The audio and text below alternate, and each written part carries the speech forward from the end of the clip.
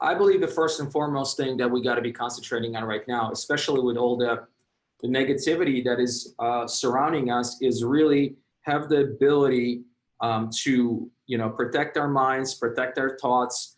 And I understand it's hard right now. It's difficult. Anywhere you turn, no matter what news channel you watch or scroll through your Facebook feed, you're constantly getting bombarded, if you will, with all the negativity, right? Everybody, including friends and also family members. We have a lot of friends and family on the East Coast in New York, actually, and several of them, got sick with this virus. So, hearing that news and communicating with them and checking on them in the last 2 to 3 weeks, it's been difficult. So I understand, we live in realities and there are things that are happening out of our control, but we got to be focusing on the things that we can control. So kind of control the controllable, if you will. So number one thing that we have to understand is the fact that our number one asset is us, right? Is you. Our number one asset is not really our clients, is not really the tools or the systems that we have. It's really comes back and comes down to you as you being the business owner, and you got to be focusing on yourself first. So what I do is, and I do my best, and I try, and I'm not perfect, and there are times when I slip and I get off track, if you will, is I try to avoid negativity at all costs. I try to avoid news at all costs. I try to, in fact, when I see something negative on my Facebook feed, I just hide it. I just get rid of it, right? I know it's tough. Even like you watch some sports channels, you watch some, like my favorite, channels would be like sports channel or cooking channels. You can even, find some of the information about COVID and coronaviruses and what people are dealing with right now. So it's tough to completely unplug yourself from the news, but try to have some sort of a schedule during the day, maybe in afternoon time or the evening time, where you can get some information on what's going on. But most of the time, try to kind of not really focus on that at all. Another thing that really, helping me out is really kind of feed your mind with positive content. Every day, and I have a routine.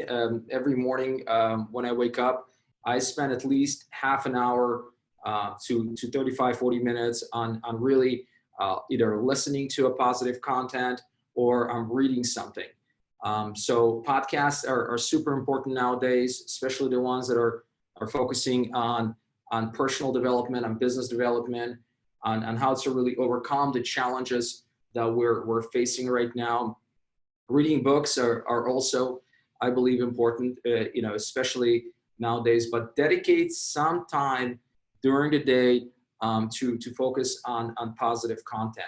Also, what's important, I believe, is this is the time right now to really spend some time with your loved ones. Obviously, a lot of us are doing that, but not only the loved ones, but also maybe your friends, and your neighbors, and not per se physically face to face, for example, but virtually over Zoom, right? And check on them, see how they're doing. Surround yourself with a positive environment.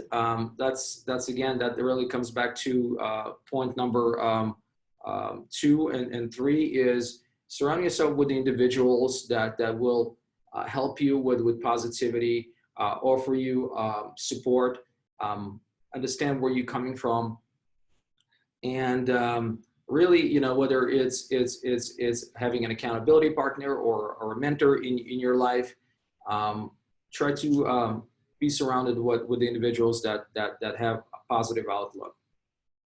This is definitely not the time to lose faith.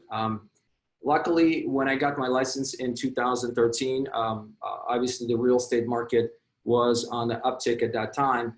But before real estate, I owned and operated a luxury transportation company, a limousine company. And I operated that business from 2003 to 2012 when I ended up selling it in 2012. But when we experienced an implosion in real estate in the Great Recession of 2008 and 2009, I would say about 70% of my business got affected in the first month or two. We lost a lot of revenue. We had to let go a lot of our employees. In fact, at that time, I remember before the crash, before the Great Recession, we had close to 40 part-time and full-time employees. And by the end of 2008, we only left with a handful. You know, a lot of our vehicles were repossessed, and the other half of the vehicles that we had, some of them we had to sell and some of them we had to operate in. And during that time, honestly, it was very difficult. It was tough to pretty much get up every morning to conduct business.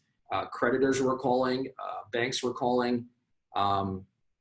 Obviously, letting people go was not an ideal situation, but it had to be done.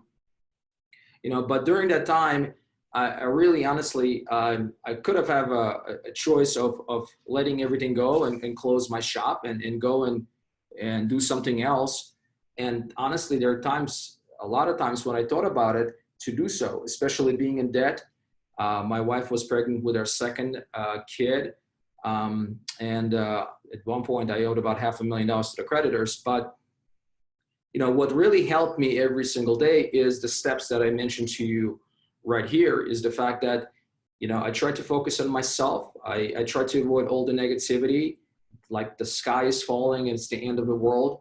I had faith. I had faith in myself. I had faith in what, you know, I'm going to be able to do after all this was said and done. So by 2009 or so, we changed our business model. We were about 90% retail. A lot of our business were night in the town crowds, anniversaries, birthday parties. And by the end of 2009, 90% of it was corporate. And what I did is I was able to reach out to some big, large luxury transportation companies out of East Coast that specialize in corporate travel. And I was able to lend them as my accounts. So we shifted our business in 2012. I was able to sell that. The point I'm trying to make is with this business, with a real estate business, we may probably have to make a shift. And, you know, the shift is here. And I don't know if we're going to be the same like we did before. I don't know if we're going to be able to conduct business the way we did before, but we're going to be able to adapt. Obviously, we've been adapting in the last 2 to 3 weeks and continue to adapt.